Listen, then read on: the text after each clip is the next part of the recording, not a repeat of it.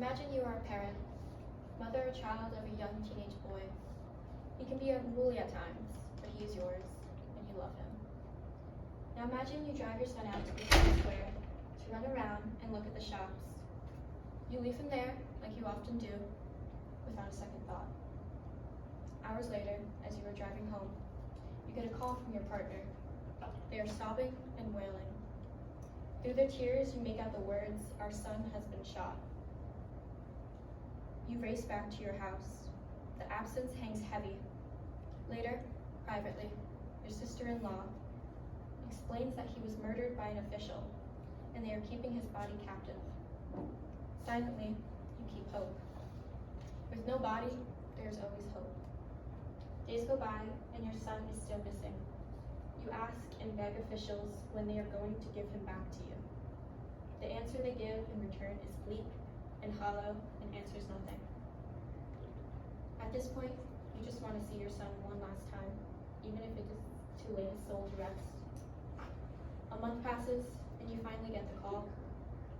Your son, his body, is finally being returned to you.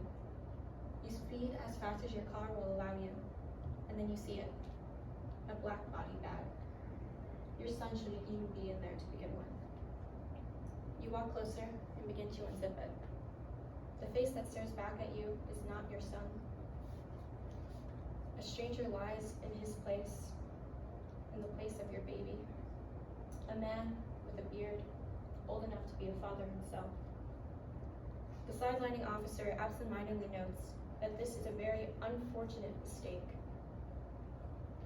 You never get to see your son's body again. Heartbreaking. This is the true story of Amjad Abu Sultan, taken directly from an interview with his father, a young Palestinian boy shot in the back by an Israeli sniper. The family never got an apology, and they weren't the first family to experience this. The Sultans were a small unit of a larger statistic. According to Vox, Israel is the only country to practice necroviolence.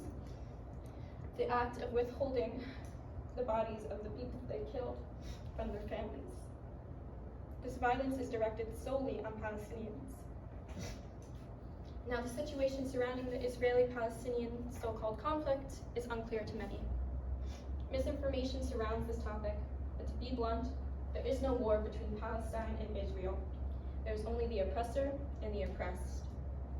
For decades, Israel has been colonizing and eradicating the Palestinian people. Despite Israel being a recently formed nation, it is only about 73 years old. It literally didn't exist before 1940s. On the other hand, Palestine is as old as Christianity. Now there is the question of how is Israel, if it is so young, how does it have the standing to steal and maim such an ancient community? The answer is us, and other big name countries like us. The UK, France, Canada, Australia, etc. all offer aid to Israel and not to Palestine. The US especially. The Israeli militant occupation gets paid by the US every year $3.8 billion of our tax dollars. You may be asking why? Why so much?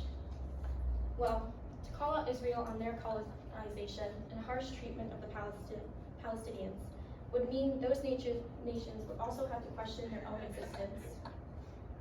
And we are all aware of how the US treated the natives. To counteract this, Israel and Co. have spread lies about the conflict being a religious matter, when it's anything but. It's about land ownership and the eradication of an entire people. As detailed on this slide from SFS research, the land stolen from the Palestinians is staggering. By calling this a religious conflict, they are covering up the fact they are ethnically cleansing, massacring, and destroying over 540 Palestinian towns and villages, according to Al Jazeera's documentary, Palestine's Other Side of the Story. They are also directly responsible for the worldwide refugee crisis as a result of the newly displaced 7.2 million Palestinian families. This next slide depicts casualties of which you can see the stark contrast. There are almost 100,000 killed Palestinians when the Israeli side, as a result of Palestinian defense riots, rivals basically 1/4 of that number. Solutions to this issue have popped up once and more again, mainly the one-state and two-state compromise, where they wanted to either merge Palestine or separate it into two. However, many Palestinians and Israelis oppose this because they feel it is their right to live in their own free country. Simply, the best solution would be to force out the Israelis and return Palestine to their rightful owners. In conclusion, just be aware, at the very least, be knowledgeable about the pain and suffering the Palestinians endure every day. Donate to organizations if you can. Sign petitions. I will personally send you the links. Write to your congressperson if you can. Speak up about the invasion. Be educated. Even just knowing about it and talking about it, even if it's just a little bit, it's still something.